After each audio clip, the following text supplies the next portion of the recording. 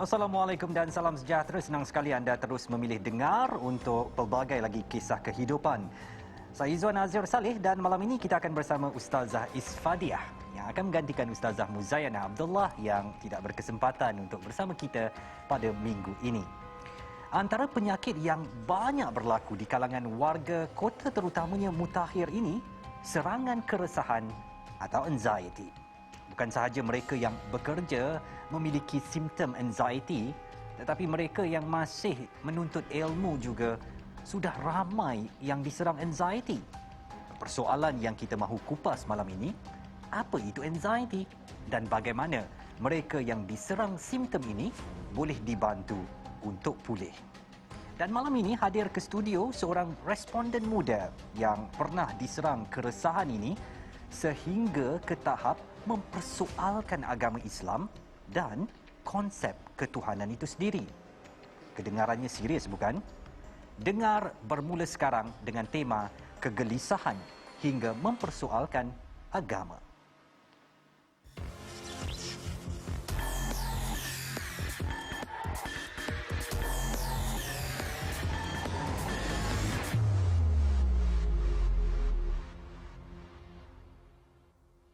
Perasaan khawatir, bimbang, tidak mampu dikawal lagi hingga datangnya kegelisahan kaku di tahap serius. Jiwa bergelujak berakhir dengan rasa takut dan dusta pada agama.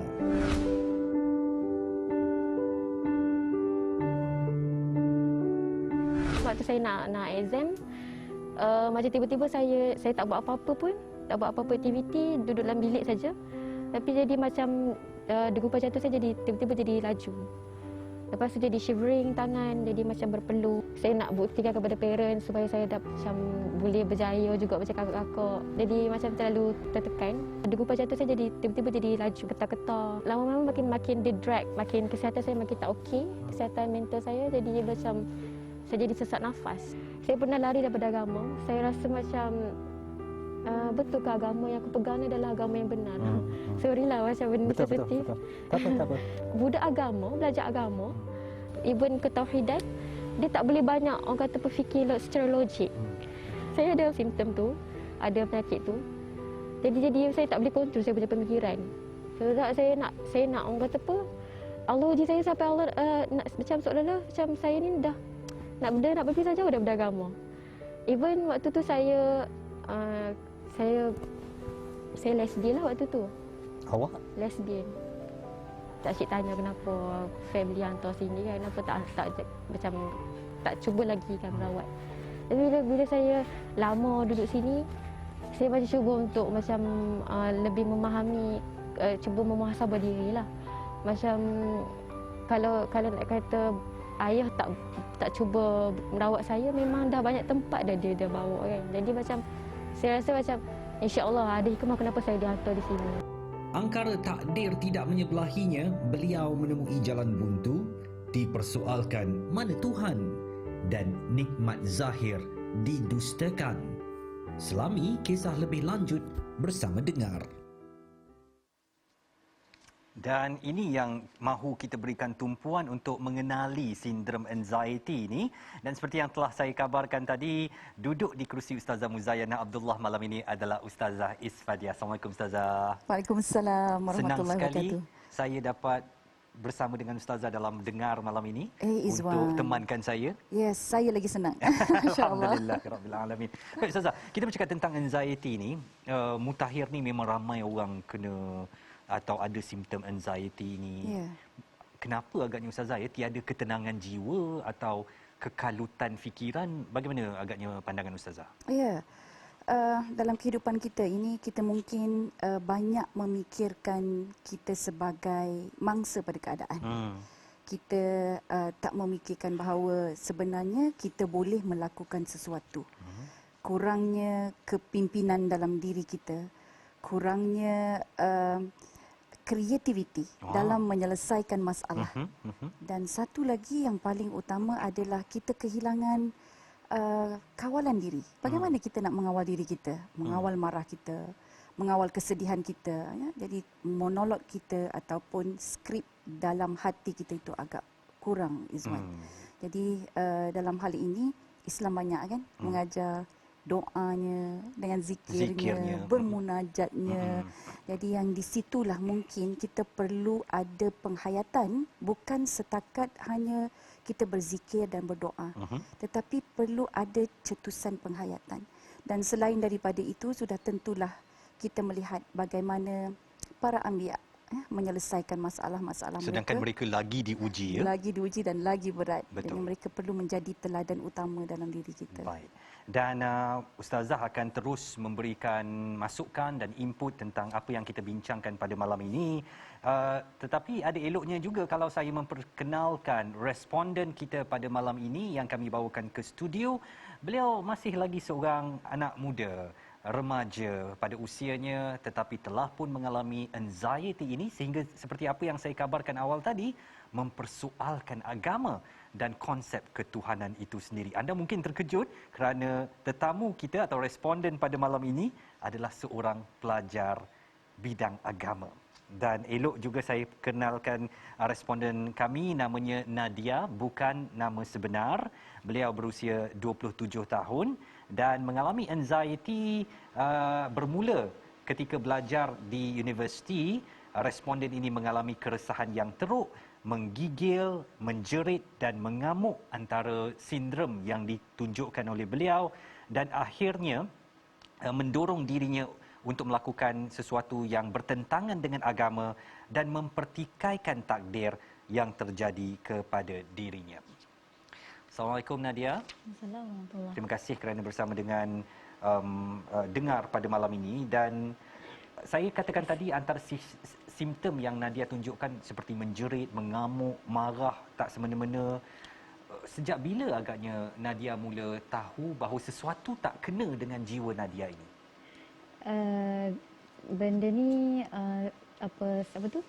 Disorder tu, anxiety disorder tu, dia saya kenal waktu waktu saya masuk universiti lah. Dan memang diagnos oleh doktor pakar sendiri di Hospital Serdang. Dan masa saya kena tu, waktu tu saya tengah nak buat assignment. Lepas tu jadi macam overthink, macam terlampau banyak fikir, dicampur dengan orang kata kerisauan, anxiety yang melampau. Lepas tu saya jadi menggigil, menjadi macam berpeluh bersemua tangan. Lepas tu jadi waktu tu saya tak mengamuk lagi. Jadi macam saya nangis. Sebab anda tak tahu apa yang berlaku, ya? Jadi macam subjek tu pula subjek susah. Ditakdirkan. Jadi macam saya tak boleh nak buat. Lepas tu saya macam just tutup balik, letak tepi. Itu adalah permulaan kepada kejadian serangan anxiety yang pertama. Ya. Bagaimana ia kemudiannya melarat-larat sehingga sering mengganggu Nadia? Dia macam jadi makin lama makin teruk tu. Waktu tu saya dah nak exam. Jadi saya tak buat apa-apa pun waktu tu, cuma nak solat. Saya jadi macam sesak nafas. Jadi macam tak boleh nafas, saya macam dada sempit. Lepas tu jadi saya macam saya nak nangis lah. Jadi macam kenapa kan tiba-tiba jadi macam tu kan. Tak faham. Lepas tu cuba semak lah dalam YouTube, cari yang doktor yang berautoriti. Doktor rawat. Lepas tu makin lama makin drag. Baik. Saya kena bertanyakan soalan ni Ustazah kepada Nadia kerana Nadia sendiri membuat pengakuan dalam VT yang kita paparkan tadi. Sebelum ini anda berminat sesama jenis dan bagaimana agaknya anda merasakan itu memberi tekanan kepada kehidupan anda sehingga menjadikan anda seorang yang terpaksa berdepan dengan anxiety ini? Maksudnya saya tak faham. Maksudnya apakah anxiety itu berlaku kerana Nadia sebagai seorang pelajar agama merasakan bahawa meminati kaum sejenis itu salah dan itulah yang menyiksa perasaan Nadia sendiri. Sepanjang masa terlalu banyak berfikir tentang kenapa aku jadi lesbian dan sebagainya, dan itu yang menyebabkan Nadia mendapat anxiety disorder ini. Ya. Terlalu memikirkan. Ya, saya selalu memikirkan. Bagaimana Ustazah nak nasihatkan orang yang mungkin dalam kasut Nadia ni, Ustazah, tahu benda tu salah tapi nak buat macam mana benda ada dalam dirinya dan nak cari jalan untuk memperbaiki dirinya, tetapi sehingga terlalu memikirkan itulah jadi anxiety. Ya. Bismillahirrahmanirrahim. Okey, apa khabar Nadia? Baik. Sihat, masya-Allah. Nadia macam anak saya je. Kita anggap macam anak kita. Dalam beberapa hal apabila kita berhadapan dengan masalah kan, Allah bagi dah clue dan kunci dia. Dan begitu juga kepada sahabat-sahabat kita bersama menonton pada malam ini. Allah ingatkan pada kita. Ini bimbingan daripada Allah, sangat-sangat direct, sangat-sangat jelas. Apa kata Allah? Fas'alu ahla dzikri in kuntum la ta'lamun. Tanyalah orang yang mengetahui sekiranya kamu tidak mengetahui. Jadi dalam hal ini sebenarnya banyak kita boleh dapatkan pengajaran daripada ayat ini. Antaranya jangan buat-buat pandai. Kan kalau misal kata kita tak pandai, mengaku je. Saya tak pandai, saya tak tahu kan. Dan kita juga mencari orang yang tahu. Jadi di sinilah yang mungkin pentingnya ada guru, ada pembimbing Kalau ada rasa macam salah aku buat ni. Jadi bila salah tu kena rujuk betul-betul kan. Jadi kita pastikan okey saya salah dan bagaimana saya mesti keluar daripada perkara yang salah ini. Jadi kena ada satu kekuatan di dalam diri kita dan cuba kita tahu once kita benda itu salah, kita kena tinggalkan dan kita cari persekitaran dan juga teman-teman yang baik. Kerana bila teman-teman yang mungkin yang tidak mampu untuk membantu kita, dia menambah beban dan biasanya kemurungan, anxiety dan sebagainya, dia dipengaruhi juga oleh faktor persekitaran. Dan dalam hal ini sebenarnya Izwan, orang-orang yang berada di sekitar mereka ini menjalankan satu peranan yang cukup besar untuk menyelamatkan mereka. Baik. Dan daripada masalah seksual tadi Nadia, kemudian anda lebih jatuh ke dalam anxiety ini apabila mula mempersoalkan agama. Apa yang berlaku sebenarnya? Maksudnya? Apa yang berlaku? Macam mana boleh berlaku sehingga awak mempersoalkan agama Islam sedangkan awak adalah seorang pelajar bidang Islam sendiri? Ya, saya. Sebenarnya saya memang disebabkan dah ni kan ada anxiety. Jadi sebelum masuk universiti tu saya macam orang kata apa dah create satu watak, satu personality yang mana dia lelaki. Jadi disebabkan tu saya jadi macam diagnos di hospital, di klinik kesihatan Kedah. Kata saya ada split personality yang tu kan. Jadi macam sebab sebenarnya saya nak fokus belajar. Tapi doktor cakap saya tak pandai coping. Saya tak pandai nak adapt, nak biasakan diri dengan sekeliling. Jadi seolah-olah macam saya ni budak kecil nak bawa patung tu ke mana-mana. Macam tu. Jadi doktor tu cakap macam saya kena buanglah personality tu, cuma kena banyak bergaul dengan orang. Tapi silap saya kat situ. Maksudnya saya membina satu watak yang lain supaya saya tak perlukan orang lain dan saya jadi fokus. Menyebabkan saya jadi macam lama-lama saya jadi lesbian. Jadi awak mencipta watak-watak sendiri ya? Ya. Baik, kita akan nak dengar banyak lagi Ustazah daripada responden, tapi dengar nak berehat seketika. Anda jangan ke mana-mana. Dengar akan kembali sekejap saja lagi.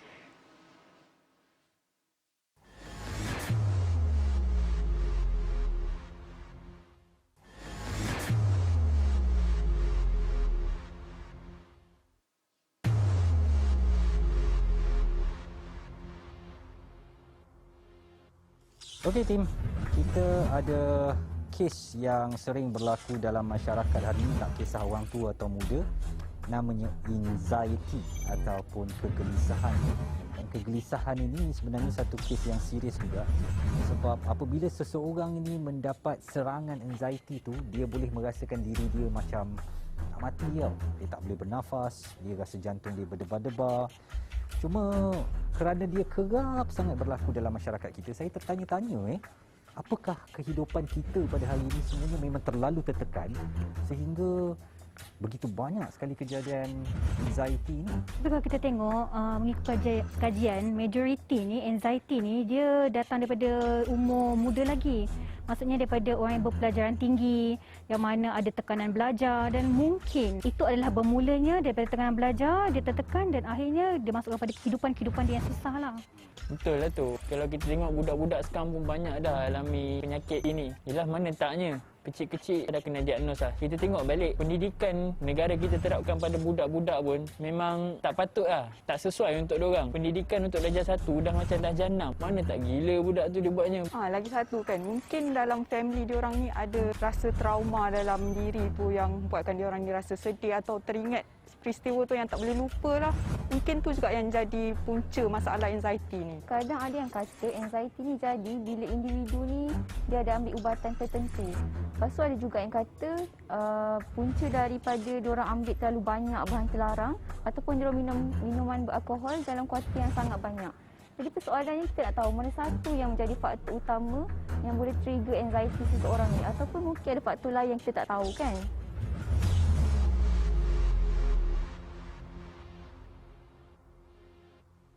Terima kasih anda masih lagi bersama Dengar, dan Nadia, bukan nama sebenar, adalah responden kami pada malam ini. Beliau adalah seorang yang merana akibat serangan anxiety atau keresahan ini sehingga ke tahap mempersoalkan agama dan juga konsep ketuhanan. Nadia, saya nak tahulah ketika awak berada di sini bersama saya dan Ustazah Isfadiah ni, rasa debaran jantung tu macam mana? Normal atau berdebar sikit? Normal tapi macam shaking. Shaking Okey, relax Tak ada anxiety Apa yang Nadia takutkan, risaukan sekarang? Saya tak pernah ceritakan kelemahan saya ke orang lain.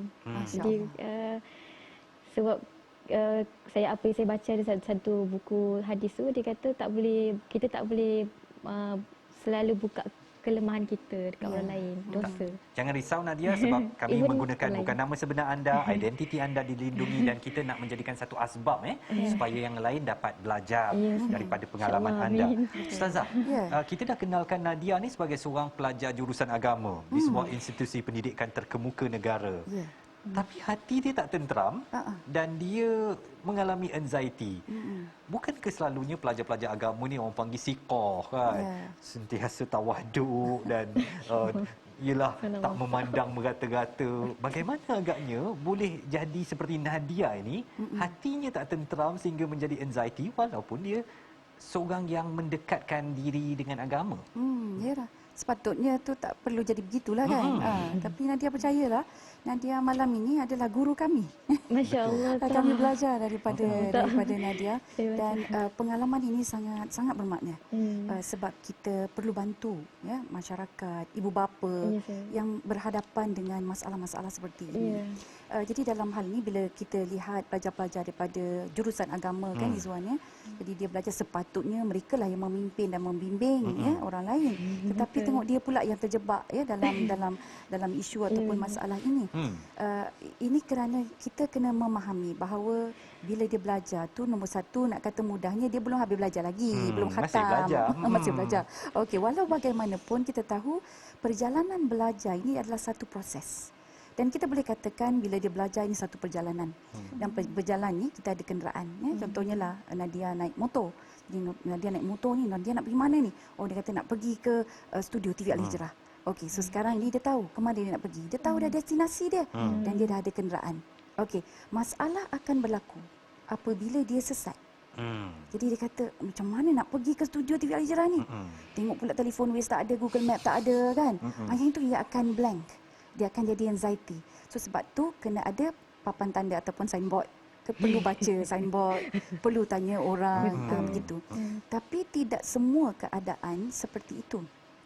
Sebab terkadang ada orang yang ada kenderaan tapi tak tahu ke mana destinasi. Dan ada setengah orang yang tahu destinasi nak pergi ke mana ni. Tapi tidak ada kenderaan. Jadi dalam hal ini ada banyak kategori. Begitu juga dengan mereka yang belajar. Jadi bila dia belajar agama itu, apakah sebenarnya niat utama dia? Dan kemudian bila dia nak menguasai pelajaran tersebut, bila belajar dekat universiti, dia ada skill. Tahu tak dia skill kemahiran tersebut? Sebab kalau di sekolah menengah dulu, mungkin cikgu-cikgu kan mengajar, membimbing. Tapi bila di universiti, awak sendirilah Kan? Ni kenapa tak buat assignment ni? Kan? Jadi bila mungkin kita tanya dengan lecturer ke pensyarah ke apa ke, lecturer pensyarah consultation hour dia mungkin sangat limited. Jadi dia nak tanya kawan-kawan dah pergi sendiri kan. Jadi dia rasa dia ketinggalan. Jadi di sini yang kita sebut kenderaan tu tadilah. Jadi di mana dia tidak ada. Mungkin destinasi dah jelas dah. Dia nak dapat CGPA yang bagus ke apa ke, atau mungkin destinasi tu tak kena pula. Jadi 3 benda ini dia sangat penting. Destinasi iaitulah niat. Kemudian kemahiran dia, bagaimana dia boleh melakukan itu dengan cara yang baik. Yang ketiga adalah pembimbing. Itu yang papan tanda tu. Kalau ada coach, kalau ada rakan yang boleh membimbing, yang inilah yang boleh membantu kita keluar daripada mana-mana bidang pun. Maksudnya kita berjaya lah, walaupun dalam bidang yang bukan agama pun. Tetapi kalau ada 3 ini, dia membimbing insya-Allah dia akan mengurangkan masalah anxiety. Suka saya dengan analogi mudah yang Ustazah bawakan tu. Nadia, saya nak tahu ketika anda merana dengan anxiety ini, tindakan apa yang pernah anda fikirkan untuk mungkin membahayakan diri anda? Pernah tak terlintas fikiran-fikiran jahat begitu yang boleh mendatangkan mudarat kepada diri Nadia? Dia ada 2 kali. Bukan 2 kali lah, banyak lah. Tapi antaranya macam bila saya datang anxiety attack, saya jadi macam saya tak boleh buat apa-apa. Saya jadi macam pop, lepas tu macam blank semua, lepas tu macam tak boleh nak buat kerja, diganggu lah. Dia tak boleh tak buat kerja, lepas tu macam tiba-tiba cari macam video-video supaya boleh tenangkan diri. Biasanya video apa yang Nadia tengok? Cerita kartun. Okey. Cerita kartun. Tak Oh, cerita mengapa. kartun. Itu lebih menenangkan kan. Kalau awak tengok James Bond mungkin nak timbak sana sini, pening kepala juga kan. Berapa kali agaknya waktu Nadia sedang dalam keadaan tense itu ya, dalam keadaan kemurungan, Nadia macam bermunajat dengan Allah atau solat qiyamul lail atau membaca Al-Quran. Banyak Saya sebelum ni sebelum saya masuk pondok, saya banyak orang kata apa baca Quran lah. Qiyam tu saya rasanya jarang-jarang. Oh, baca Al-Quran jarang. Baca Al-Quran selalu, Baca qiyam Al-Quran selalu, qiyam yang jarang. Okey, masa baca Al-Quran itu apa perasaan Nadia? Saya rasa tenang. Tenang dan macam tiba-tiba macam kita banyak negatif kan. Tiba-tiba bila lepas baca semasa dan selepas baca Quran tu rasa macam tiba-tiba dia dah lari fikir negatif tu. Okey. Dah hilang. Seminggu tu berapa kali agaknya Nadia membaca Al-Quran? Kalau saya sedap saya tiap-tiap hari. Kalau macam saya rasa macam ni sikit, sibuk sikit, saya tiap-tiap minggu. Ya.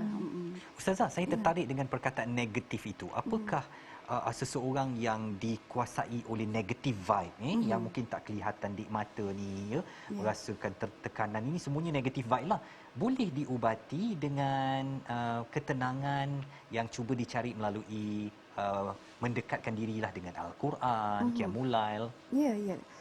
Bila kita ada perasaan negatif, sebab kita dalam keadaan yang kita tidak tahu. Jadi bila kita tidak tahu, kita percaya Allah Maha Tahu. Jadi bila ada kepercayaan bahawa Allah Maha Tahu, kita ada satu kebebasan di mana kita menyerahkan urusan kehidupan kita kan kepada Allah Subhanahu Wa Taala. Cumanya mungkin daripada sudut penghayatan, daripada penghayatan kita itu kena kuat. Jadi bila kita tak ada penghayatan yang kuat, lepas tu kita tidak semak kesyukuran nikmat-nikmat kita yang lampau, jadi kita rasa macam semua masalah pada kita lah. Orang lain tak ada pun masalah. Tengok semua ada nikmat, so kita mula mengintai nikmat-nikmat orang lain. Itu yang lagi parah tu. Kita membandingkan diri kita dengan dia kan. Kita tak sesempurna dia tu bagus, dia betul begini. Jadi kita terlalu banyak memikirkan. Itu yang kata tadi negative vibe lah. So dengan membaca ayat Quran, tambah lagi dengan penghayatan, ya, kemudian kuatkan lagi kita punya nilai hala tuju kita, niat kita dan sebagainya. Tambah pula ada coach, ada pembimbing, kemudian ada skill dan cara. InsyaAllah kita akan berjaya dalam kehidupan itu. Saya fikir Nadia memang ada membanding-bandingkan diri Nadia melalui pertemuan kita di pondok dengan keluarga, ingin menjadi cemerlang seperti adik-beradik yang lain. Ya saya. Jadi itu yang membuatkan anda rasa macam tak boleh tak cemerlang sebab adik-beradik yang lain cemerlang, aku kena cemerlang juga. Okey, sekejap lagi kita nak membawakan seorang profesor, pakar psikiatri yang akan mengupas dengan lebih kemas, memberikan kefahaman kepada kita apa itu anxiety dan bagaimana kita boleh mengelak atau mengubatinya kalau sudah pun terkena serangan anxiety ini. Dengar sekali lagi, nak berehat, jangan ke mana-mana. Kita akan bergabung kembali sekejap lagi.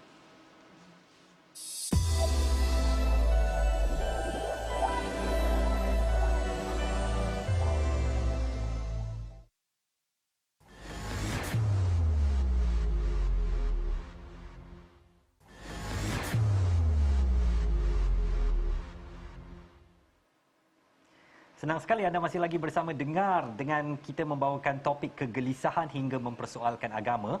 Untuk blok ketiga ini, ayuh kita tumpukan perhatian kepada tetamu saya yang akan menjelaskan dengan lebih mendalam lagi tentang anxiety ini. Saya percaya Ustazah Isfadiah pun banyak nak bertanya ni. Elok juga saya perkenalkan tetamu kami, iaitu Profesor Dr. Muhammad Najib Muhammad Alwi. Beliau adalah pakar perunding psikiatri di MSU Medical Center dan pengarah Pusat Kecemerlangan Clinical MSU atau MICE. Assalamualaikum Profesor. Terima kasih kerana bersama dengan Dengar. Ramai nak tahu ni tentang anxiety pada malam ini. Dulu tahun 80-an, 90-an orang tak dengar sangat anxiety ni. In fact 2000 pun kurang. Setuju. Makin sekarang ni ramai yang kena serangan anxiety ni. Simptomnya seperti yang ditunjukkan oleh Nadia atau diceritakan, jantung jadi berdebar, tak boleh bernafas, rasa marah, nak mengamuk dan sebagainya. Kenapa dalam zaman mutakhir ini anxiety banyak berlaku, doktor? Jawapan yang paling mudah sekali, kita masih lagi berada dalam era pandemik ni kan. Memang ramai orang menghadapi anxiety. Ya, itu memang kita semua sedia maklum lah, sebab semua orang ketakutan, bimbang dan sebagainya. Ya. Tapi hakikatnya anxiety ni adalah simptom yang biasa. Semua orang ada anxiety, ataupun saya lebih suka gunakan keresahan lah, senang sikit bahasa Melayunya. Keresahan sebab keresahan merupakan reaksi kita kepada sesuatu tekanan. Ya. Dan tekanan ni selalu orang fikirkan yang negatif ya. Kalau macam orang nak pukul ke, kita rasa suspend, kita berdebar gitu kan. Tapi tekanan ni ada juga yang tekanan disebabkan perkara positif. Contohnya kalau nak exam. Kan kita mesti rasa tertekan, oh kita study. Saya selalu pesan kat anak murid saya macam itulah. That anxiety is good ya. Tapi ada juga tekanan yang lebih bersifat negatif sebab contohnya macam yalah macam masa pandemik ni ramai orang yang terkesan, ataupun banjir yang baru berlaku ni kan. Semua orang mengalami berbagai masalah. Jadi ini semua menyebabkan kita wujud simptom anxiety. Ya. Sebenarnya apa yang berlaku ya pada kita anxiety ni adalah proses normal. Iaitu bila kita menghadapi tekanan, tubuh kita akan menghasilkan hormon-hormon tertentu seperti adrenalin, kortisol dan sebagainya untuk membantu kita mencari jalan untuk menyelesaikan masalah itu dengan cara yang terbaik. Okey, dan dalam keadaan biasa kita mungkin rasakan macam yang Nadia sebutkan, rasa berdebar, rasa rasa macam tak sedap badan dan sebagainya. Sebenarnya itu menyebabkan kita untuk jadi aktif untuk cari jalan, ya. Tapi malangnya bukan semua tekanan tu bersifat macam tu, sebab kadang-kadang ada benda-benda tu yang contoh macam exam tadi, okey kita rasa tertekan, kita belajar, alhamdulillah settle lepas exam dan sebagainya. Tapi setengah benda tu berterusan, kadang-kadang magnitude tekanan tu begitu teruk mengakibatkan kita tak tertanggung dan simptom anxiety itu berterusan pada masa yang lama. Inilah yang akhirnya akan menyebabkan kita katakan sebagai kecelaruan keresahan ataupun anxiety disorder. Ya. Dan sebenarnya anxiety disorder ni pun adalah agak common sebenarnya. Dan satu kajian ya di seluruh dunia pada sebarang masa sebenarnya, ni tak masuk COVID lagi, dalam anggaran 25% penduduk dunia memang mengalami anxiety. Different intensity lah, ada yang ringan sikit, ada yang berat sikit. Jadi kalau di Malaysia ni, kalau kita kira-kirakan 32 juta lah penduduk, mungkin 8 juta orang mengalami anxiety. Cumanya yang datang berjumpa doktor ataupun mengetahui itu adalah anxiety mungkin dalam 10%, 15% saja, sebab kita masih belum mahir lagi. Dan kajian yang baru-baru ni sejak berlakunya pandemik ni di seluruh dunia termasuk di Malaysia mendapati berlaku peningkatan anxiety dan kemurungan, tadi kita sebut kemurungan awal tadi, sehingga 10 hingga 15% daripada kadar yang biasa. So itulah keadaan ada yang normal anxiety, tapi kalau yang berat dah sampai kecelaruan tu adalah satu yang perlu kita lakukan sesuatu untuk dirawat dan sebagainya. Jadi apakah anxiety ini satu penyakit, Prof? Dan bagaimana pula dengan telahan ataupun kata-kata sinis orang yang mengalami anxiety ini adalah simptom sakit mental? Bila kita kata keresahan, kecelaruan anxiety ataupun anxiety disorder, itu memang dah salah satu daripada penyakit psikiatri atau penyakit mental. Jadi kekeliruan yang berlaku ialah stigma yang kita attachkan pada itu. So orang ingat kalau penyakit mental ni mestinya negatif. Gila. Jadi sebab itu ramai orang takut nak jumpa psikiatri, clinical psychologist dan sebagainya sebab mereka bimbang nanti dia label sebagai gila. Itu sebenarnya salah faham saja. Sebab saya sebut tadi kan, kalau di Malaysia 8 juta orang ada anxiety, sepatutnya benda yang normal. Sikit sebanyak kita ada. Tapi yang menjadi isunya sekarang ni ialah anxiety disorder itu sendiri bukan satu jenis. Ada banyak. Secara umumnya kalau kita nak bahagikan ada 2 kumpulan besar.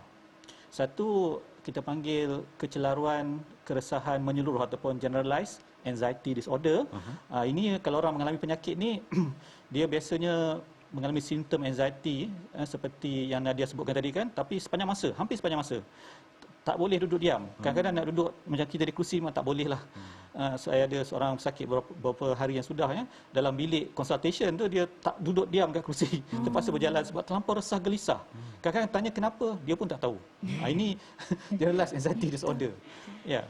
Yang keduanya adalah satu kumpulan kecelaruan anxiety yang lebih bersifat berkala ataupun intermittent ya.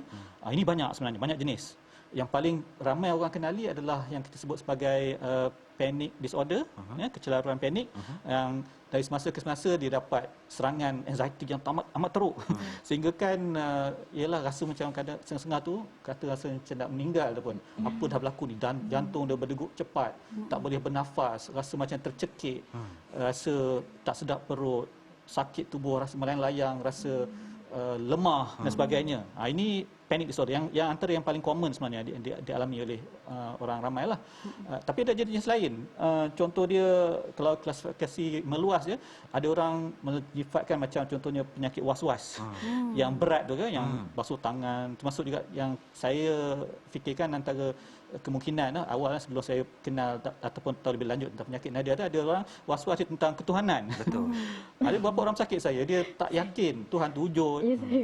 Kan? Dan itu sentiasa dia berusaha untuk macam-macam bermain fikiran dia nak buktikan tu, nak buktikan ini. Ada yang lebih kadang-kadang tingkat memalukan ya. Ustazah yang ada seorang sakit saya tu ialah kita tak sebut siapa kan, cuba untuk pengalaman. Ada yang dia terlintas ya, seorang wanita terlintas fikiran dia impuls ataupun perasaan ingin, ini maaf cakap pun malu cakap, mengadakan hubungan seks dengan Tuhan. Dia memang seorang muslimah yang baik, tetapi bila datang penyakit dia terasa begitu. Memang letih jugalah nak bincang macam nak merawat dan sebagainya. Dan akhir sekali dalam konteks bahawa ni ada banjir dan sebagainya, ramai juga bila mengalami bencana dia ada PTSD, post traumatic stress disorder, ataupun kecelaruan stres pasca bencana yang tu, itu pun kadang-kadang adalah disifatkan salah satu daripada anxiety disorder, tapi ciri-ciri dia lebih berbeza sikitlah. Itu banyak jenis. Sekejap lagi saya nak tanya Prof macam-macam lagi Ustazah, dan kita nak ke Nadia. Apakah anda pernah merasakan, maaf saya bertanya, bahawa diri anda gila? Selalu. Sebab tu saya tapi saya tak macam kata apa? Tak biar benda tu seorang, saya pergi jumpa terus psikiatrik. Ada tak pernah orang menuduh anda gila? Ada. Kawan-kawan ya. Biasanya persoalan tentang ketuhanan tu kan, apakah persoalan yang Nadia fikirkan? Betul. Apa sebelum ni saya belajar even dalam dekat dalam kelas, Ustazah memang pesan, cakap kata memang orang kata apa, bab-bab bila ketauhidan, bab-bab ketuhanan, memang dia kebanyakan tak boleh bersifat retorik, ini memujuk. Macam kalau kita tak nampak Allah, kita tak zat Allah, kita tak boleh nak banyak fikir kan. Benda tu yang saya jadi was-was. Artinya anda mahu melihat zat Allah itu. Baik, Prof, apakah anxiety ini boleh dirawat? Apakah bentuk ubatnya? Atau perlukah seseorang ini berjumpa dengan pakar psikiatri, atau kalau dia duduk diam, dia bertenang lama-lama, baiklah tu. Apa pandangan Prof? Dia again bergantung sangat kepada tahap keterukan anxiety itulah. Ya, ada orang dia ada anxiety tapi bersifat sementara dan mungkin lepas 2-3 hari dengan bertenang, sokongan keluar daripada keluarga dia pun dah baik. Contoh dia ada seorang pesakit saya baru ni yang dia terperangkap di tepi jalan raya kan di Shah Alam semasa banjir tu kan.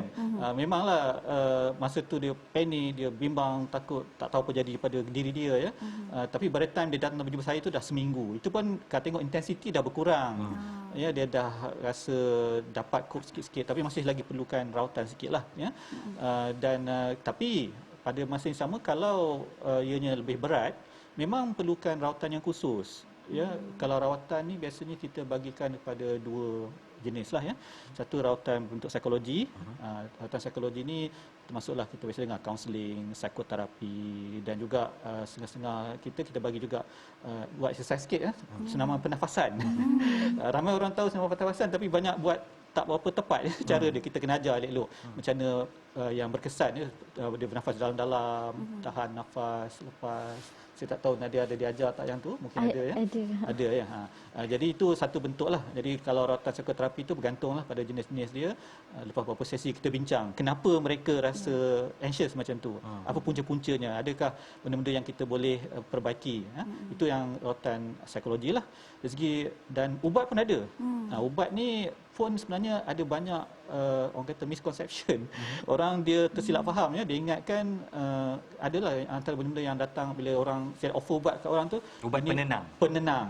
Lepas tu ubat ni menyebabkan ketagihan, menyebabkan dia bergantung pada ubat seumur hidup. Jadi semua ni menyebabkan bukan saja makan ubat, nak jumpa kita pun tak berani, takut dia beri ubat penenang. Sedangkan ya, Nadia ada dia beri ubat ke? Kalau anxiety dia dah tahu saya dah ada first aid, jadi dia tak bagi. Oh, okey. Dia bagi yang untuk obsessive compulsive disorder. Yang tu dia bagi ubat. Ya. Jadi kalau dari segi ubat ni biasanya ada 2 kumpulan ubat yang utama lah ya. Yang saya lebih prefer sebagai seorang psikiatris, kita panggil ubat tu nama inilah ubat antidepresan, anti kemurungan. Namanya kemurungan tapi sebenarnya berguna juga untuk anxiety, untuk tadi OCD kita cakap dan berapa lagi ya.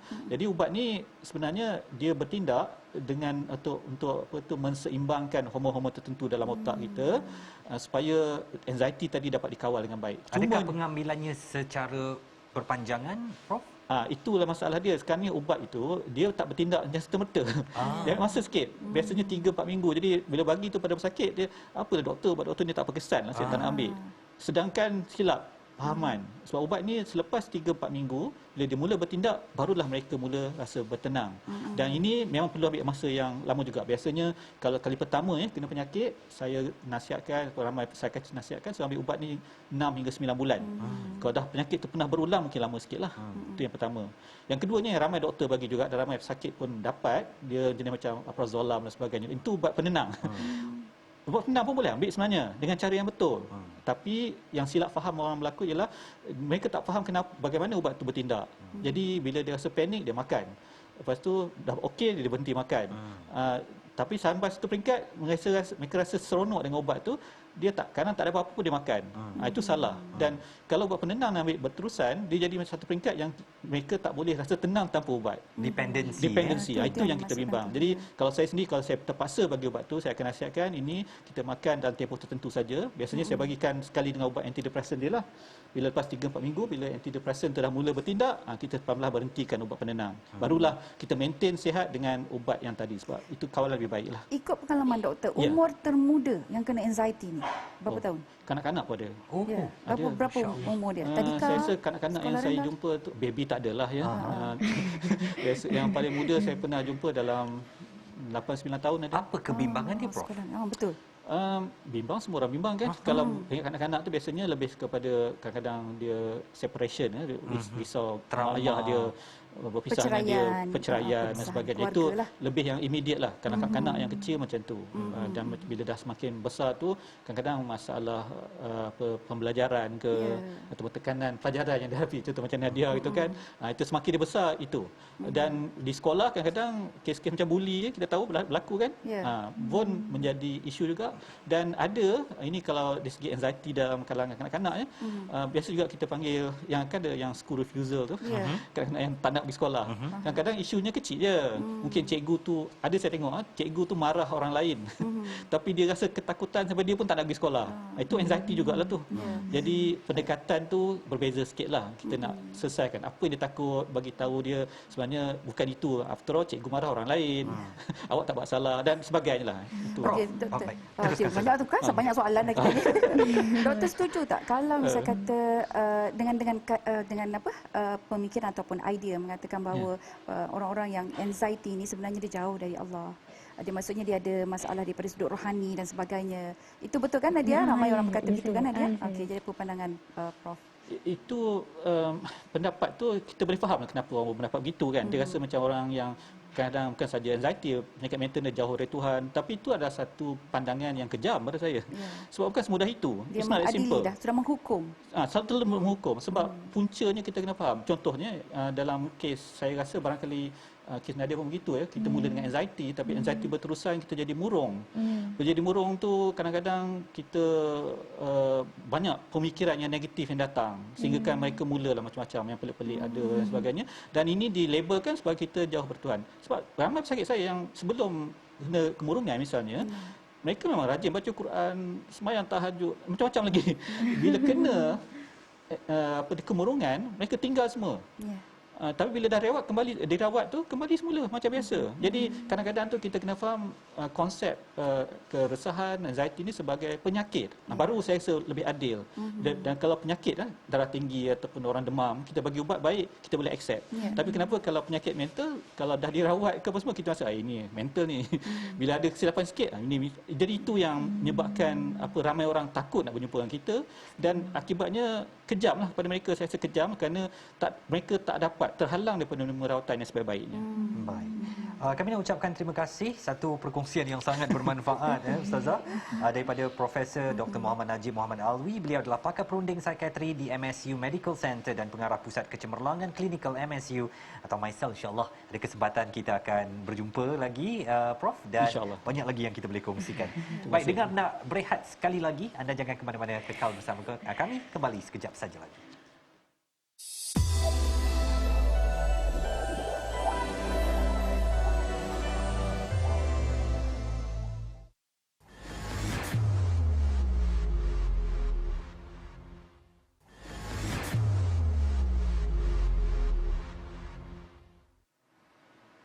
Nadia adalah responden kami pada malam ini. Beliau bukan nama sebenarnya Nadia.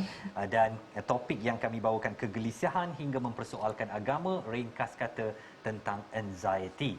Dan saya bersama dengan Ustazah Isfadiah malam ini sekali lagi bergabung dengan Puan Wan Ashima Kamarudin atau lebih mesra disapa sebagai Bonda. Beliau adalah pengurus Pusat Perlindungan Wanita dan Remaja Pondok Hijrah Muslimah Malaysia. Bonda, senang sekali masih lagi bersama dengan dengar. Ceritakan ketika pertama kali menerima Nadia di pondok, bagaimana agaknya keadaan Nadia ketika itu dan langkah yang Bonda ambil untuk mengurangkan serangan anxiety kepada Nadia. Okey. Apabila saya jumpa dengan Nadia, bukan nama sebenar, kita sebenarnya agak risauan sebab saya lebih fokus kepada masalah sosial, telanjur dan sebagainya. Apabila saya dapat daripada masalah mental health ni, orang kata benda yang pertama lah. Tapi dalam perubatan insya-Allah kita mengamalkan holistic mom yang kita memang merawat mereka ni yang mempunyai masalah keresahan iaitu anxiety.